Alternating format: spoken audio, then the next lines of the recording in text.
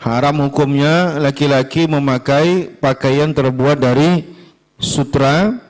Nanti bukan hanya untuk pakaian, termasuk juga untuk selimut, alas tidur tak diperbolehkan. Begitu juga laki-laki haram hukumnya takhattum bizahabi, memakai cincin terbuat dari emas.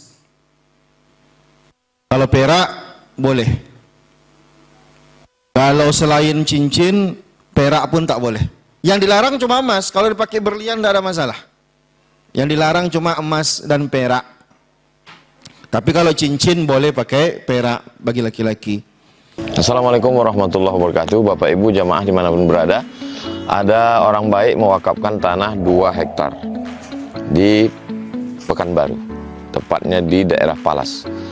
Nah, ini tanah 2 hektar ini kita bangunlah di atasnya asrama 3 lantai 32 kamar. Sekarang santri masih lagi di Nurul Azhar 1. Kita berharap supaya asrama ini selesai bulan Juli tahun ajaran baru 2025, bisalah santri pindah kemari. Dengan santri yang baru nanti bisa belajar nyaman. 3 tahun pertama mereka ngapal Quran, tahun keempatnya mereka baca kitab metode manhaji, tahun kelima prakteknya, tahun 6 life skill. Setelah itu mereka akan bisa membaca kitab, hafal Quran, punya kemampuan belajar. Mereka yang akan melanjutkan tongkat dakwah, tongkat estafet dakwah di Nusantara. Kalau kita bukan penghafal Quran, kita ingin dapat pahala mengalir sampai hari kiamat, mari kita support, kirimkan 2-3 sak semen, batu bata, kerikil. Hadiahkan pahalanya untuk almarhumah ibu, almarhum ayah kita dapat. Rezeki kita berkah, anak-anak kita soleh solihah, keluarga kita sakinah mawaddah warahmah, dan pahalanya pun mengalir untuk mereka. Kalau kita tak mampu menyelesaikan bangunan ini semua, jangan putus asa, kita bersama-sama insya Allah kita bisa. Mari kita salurkan donasi melalui Bank Syariah Indonesia. Nomornya 147, 6-nya 7 kali. 6666666. Bank Riau Kepri Syariah 82011, 6-nya 5 kali. 66666. Atas nama Yayasan Tabung Wakaf Umat. Jangan lupa kode transfernya 0101. Di akhir nominal transfer. Misalnya 100.000 1000001. Konfirmasi transfernya ke WA. WA-nya 0852 8024 6060. Jangan lupa telepon hubungi 0852 6541 6060. Kalau ke Pekanbaru, jumpa Ustaz Somad, datang kemari. Silaturahim tengok tanah ini. Mudah-mudahan berkah. Ma'akal tafa'afnaita, makanan, duit yang dibelikan ke makanan busuk. Wa malabis tafa'ablaita, dibelikan ke pakaian lapuk. Wa mata soddakta, yang dikirimkan kemari, inilah yang akan kekal abadi. Rumah kita habis dibagi ahli waris. Ini insya Allah kekal abadi sampai hari kiamat. Berkah selalu. Assalamualaikum warahmatullahi wabarakatuh. Assalamualaikum warahmatullahi wabarakatuh.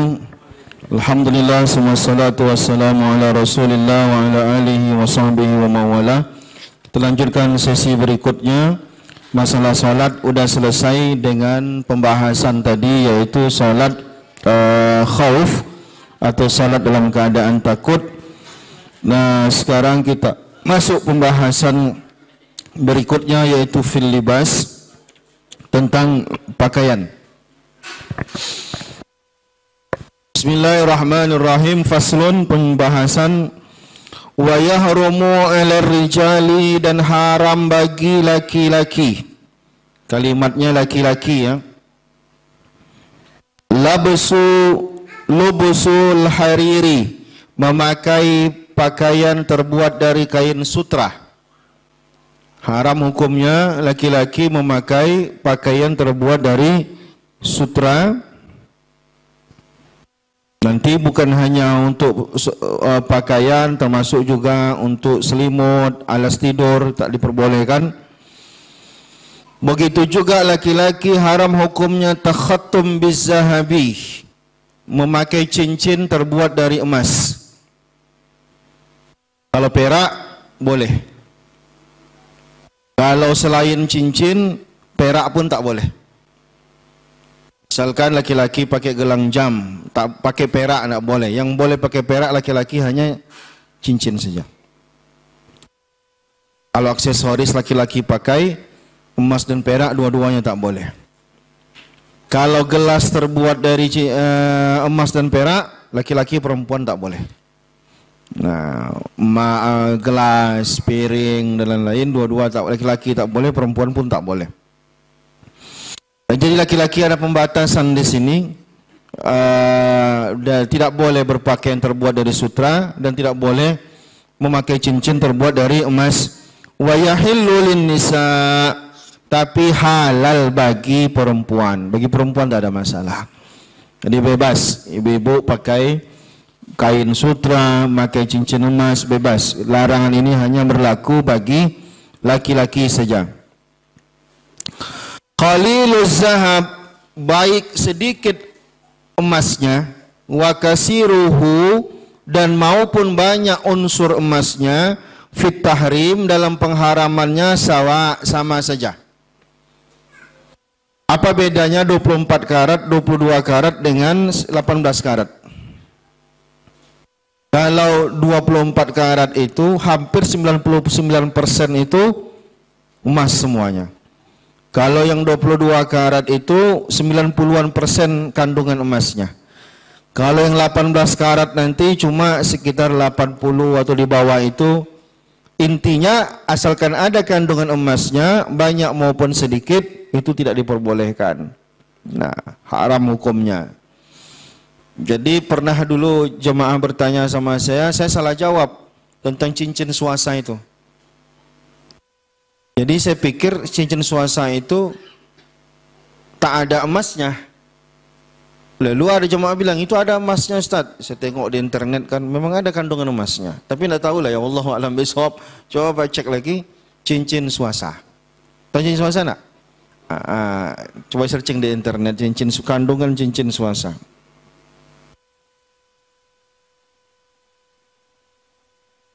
Karena di kampung-kampung ini laki-laki pakai cincin swasta. Tahu cincin swasta enggak, Pak?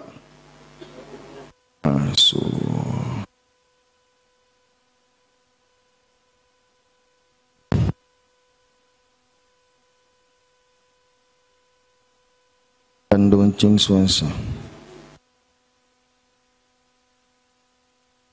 Cincin swasta karo, lapis emas 18 karat.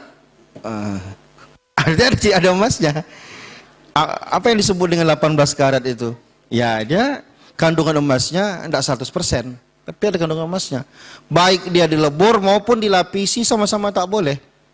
Misalkan tembaga dilebur ke dalam, dilebur dengan emas, tidak boleh. Atau dilapisi cincin besi, dilapisi emas, sama tak bolehnya. Nah, jadi bapak-bapak, kalau investasi tak ada masalah. Investasi kan nyimpan di kamar. Yang tak boleh tadi itu kalau dipakai di jari, dipakai jadi aksesoris, tak boleh. Kalau pakai kalung emas 2 kali tak bolehnya. Nah, tak boleh pertama barangnya dari emas, tak boleh kedua tasyabbuh, nanti ada menyerupai lawan jenis. Nanti ada lagi hukum tersendiri tentang bergaya bergaya dengan gaya lawan jenis, itu haram juga hukumnya. Nah, baik nanti dalam kitab fikih itu dijelaskan menyerupai lawan jenis tak boleh dari segi pakaian, gerakan maupun bicara. Dibanci kayak bencong itu. Nah, jadi gerakannya dilenggok-lenggokkannya seperti perempuan, atau dia bergaya berpakaian seperti perempuan, itu cara bicaranya seperti perempuan, di rekayasa sama dia, itu haram hukumnya. Jadi kalau pakai aksesoris, ya ada aksesoris khusus laki-laki, ada aksesoris khusus perempuan, ada aksesoris yang dipakai oleh laki-laki dan perempuan. Apa aksesoris yang dipakai laki-laki dan perempuan? Nah, cincin kan dipakai laki-laki, dipakai juga oleh perempuan, tak ada persoalan. Cincin. Nah, maka Nabi sendiri kan pakai cincin, tak ada persoalan. Yang khusus perempuan contohnya apa? Kalung, anting misalkan, itu kan khusus perempuan. Nah, ketika laki-laki pakai anting itu ada haram tersendiri dia, menyerupai lawan jenis. Begitu. Ditambah lagi pakai barang dari emas, 2 kali dia dapat dosa. Menyerupai dapat dosa, pakai emas dapat dosa lagi gitu. Gitu. Nah, kalau gelang jam Dipakai oleh laki-laki, dipakai oleh perempuan. Tapi kalau gelang jam yang mahal sampai 1 miliar dan macam-macam, itu ternyata kalau kita tengok memang kan bikin mahalnya itu bukan jamnya itu sama saja, tapi kandungan itu ada kandungan emas atau benda. Yang dilarang cuma emas, kalau dipakai berlian tidak ada masalah. Yang dilarang cuma emas dan perak. Tapi kalau cincin boleh pakai perak bagi laki-laki. Nah,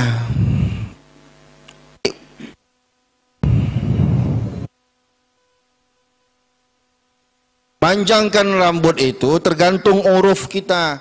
Di zaman Nabi, uruf masyarakatnya panjang rambut itu normal. Kenapa? Dulu kan tidak seperti sekarang, banyak tukang potong rambut. Laki-laki di zaman Nabi pun, Nabi sendiri dalam hadis disebutkan, ada dalam satu hadis disebutkan rambut Nabi sampai telinga. Ada juga dalam hadis lain disebutkan Nabi sampai ke bahu. Karena di zaman itu perkara normal saja orang rambut panjang laki-laki. Mana cari tukang cukur di zaman Nabi? Tidak semudah zaman sekarang gitu ya. Lalu orang kita zaman sekarang terjadi perubahan dari segi uruf adat tadi. Bahwa laki-laki itu rambutnya pendek, perempuan rambut panjang. Nah tiba-tiba ada orang santri rambut panjang. Apa hukumnya? Apa dulu niat dia di situ? Kalau niat dia memang pengen serupa-serupa dengan Nabi, mungkin bolehlah. Walaupun ini sebenarnya bukan hujah. Dia hanya serupa-serupa, bukan sunnah. Pengen menyerupai dapat pahalanya karena dia cinta pada Nabi aja. Tapi bukan dengan panjangnya rambut itu dia dapat pahala. Karena dia bukan sunnah. Ya, menyangkar rambut itu. Nah, tapi kalau dengan dia pengen serupa-serupa dengan Nabi, dapat keutamaan lah di situ. Tapi kalau sekedar memanjangkan rambut, tidak ada alasan apa-apa. Karena ini sudah menjadi uruf di masyarakat, menganggap itu adalah kebiasaan perempuan, maka dilarang.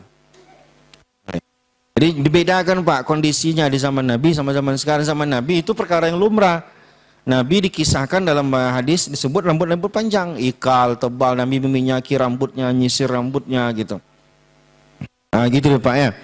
Ya kalau kita ya udahlah memang uruf masyarakatnya ya laki-laki itu normalnya rambutnya pendek dan begitu. Jadi hukum itu terangkat ya. Nah, wa iza kana dan apabila ba'du saubi ibraisiman sebagian pakaian itu terbuat dari apa tadi? Dari sutra tadi. Jadi tidak full sutranya. Wa ba'duhu qutnan au katanan sedangkan sebagiannya lagi terbuat dari kain katun. Jadi bajunya ini ada unsur sutranya, ada unsur katunnya. Jaza lubsuhu, kalau begini boleh, tak apa-apa. Tapi dengan catatan malam yakunil ibraisi mughaliban, asalkan kain sutranya tadi itu katunnya tadi itu lebih dominan daripada kain sutranya. Kalau dalam kitab lain dijelaskan kalau 50% pun masih boleh. Wall misalkan kan boleh kan, kain misalnya katun kita bilang. Ini kain saya ini kain apa namanya? Saya tidak paham saya. Pokoknya ada kain lain di dalam baju saya ini unsurnya sebagian sutra, sebagian tidak sutra. Kalau masih 50-50 masih boleh. Masih makruh hukumnya. 50-50. Tapi kalau sudah lebih dominan sutranya, itu tidak boleh. 55% kain sutra, kainnya terbuat dari sutra, udah nggak boleh. Nah itu. Kalau sholat lebih tak boleh lagi. Tapi kalau tak ada kecuali itu, cuma pilih telanjang sholatnya atau pilih pakai sutra? Nah, pertanyaannya kan haram hukumnya. Nah, kalau sholat gimana? Cuma ada kain sutra. Pilih telanjang sembayangnya atau pakai kain sutra? Pakai kain sutra dan itu pun bolehnya hanya sekedar menutup aurat saja untuk sholat. Mana aurat laki-laki? Misal untuk sholat pusar sampai ke lutut kan? Segitu jelas dia tutupi. Gak boleh lebih dari itu. Saya sendiri pun entah pernah nengok atau tidak kain sutra ini, wallahu a'lam bishawab. Kalau yang 30 ribu itu bukan sutra namanya itu. Gitu ya. Kalau sekain semeternya masih 30, dia mungkin jutaan. Itu wallahu a'lam bishawab ya. Yang penting dia bukan, ada juga kondom sutra gitu. Tapi gak itu yang dimaksud. Ini bukan masalah merek, tapi masalah jenis kain gitu ya. Kenapa haram ini sebenarnya? Karena dulu orang-orang raja-raja dulu memang ini adalah pakaian kesombongan sebenarnya. Pakaian menunjukkan bahwa dia adalah orang berduit banyak. Ya raja-raja dulu lah menunjukkan adalah kesombongan di situ. Nah, itu dia. Jadi kalau cincin tadi banyak dikitnya berapa karat pun haram hukumnya, banyak maupun dikit sama. Tapi kalau kain sutra tengok dulu, kalau masih 50-50 masih boleh lah. Tapi kalau udah dominan nanti sutranya udah tak boleh dia. Gitu dia. Dah, cukup masalah pakaian ini. Ada yang ingin diskusi? Kalau tidak ada kita lanjut ke pembahasan berikutnya. Kita masuk lagi di pembahasan tentang jenazah lagi nih.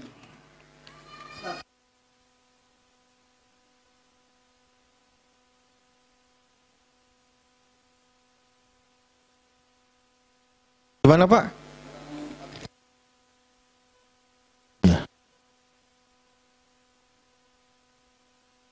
Ya. Sebenarnya kan masalahnya kenapa perempuan lebih ketat? Karena perempuan itu auratnya lebih banyak. Dari ujung rambut sampai ujung kaki kan aurat itu. Sehingga nanti perempuan dalam berpakaian menutup auratnya tak cukup hanya menutup, dia harus longgar. Laki-laki pun pada organ-organ tertentu juga tak boleh dia ketat. Pakainya celana legging laki-laki nggak boleh juga gitu. Karena membentuk juga dia, membentuk auratnya tadi. Tetap tak boleh. Haramnya itu bukan terbukanya aurat, tapi haramnya tadi itu adalah masalah terbentuk bentuk tubuhnya itu terlihat.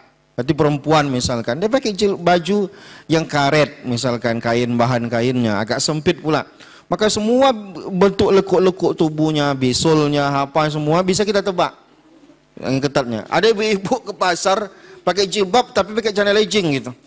Kadang heran juga kita, cemana ceritanya ibu-ibu pakai jilbab tapi pakai legging. Mana yang mestinya lebih elok ibu ini tak usah pakai jilbab dia tapi baju dia kurung longgar daripada dia pakai legging. Pakai legging tuh macam tak bercelana ibu tuh. Semua nampak gitu.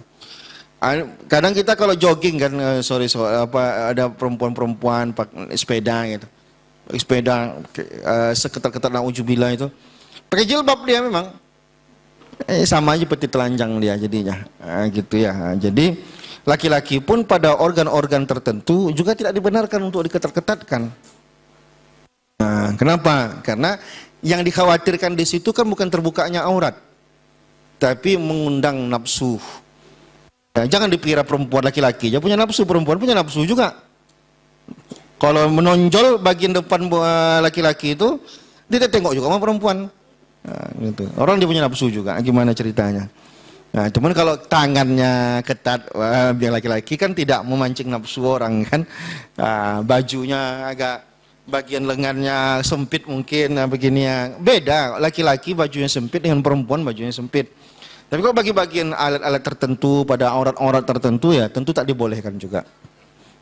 Nah, jadi hukum itu jangan hanya seakan-akan perempuan saja, ya perempuan juga, laki-laki juga perlu. Baik, jadi kalau aurat bagi perempuan tak cukup hanya tertutup. Pertama dia nggak boleh pakaian yang transparan. Transparan artian ya mungkin tipis sehingga nanti ketika beradu dengan sinar matahari bisa terlihat dari jauh. Yang kedua dia tak boleh sempit sehingga membentuk lekuk-lekuk tubuh juga tidak boleh. Jadi ada aturannya. Dari segi warna pun bahkan sebagian ulama mendetailkan dari segi warnanya. Tak boleh perempuan itu berpakaian warna-warna kulit. Nah, bedakan warnanya supaya jangan nanti orang bersuuzon nengok dari jauh, oh ibu tu tak baju ya. Padahal ibu tu baju. Kenapa baju warna kulit kan itu kan?